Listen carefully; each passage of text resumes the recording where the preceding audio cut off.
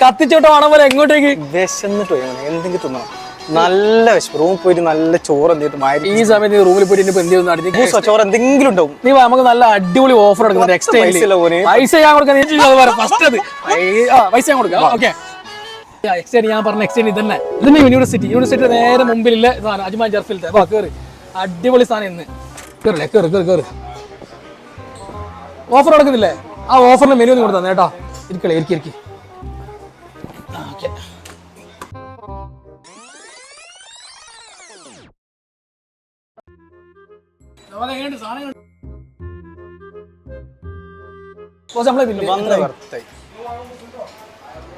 നല്ല അടിപൊളി ഫുഡ് എന്ന് പറഞ്ഞാൽ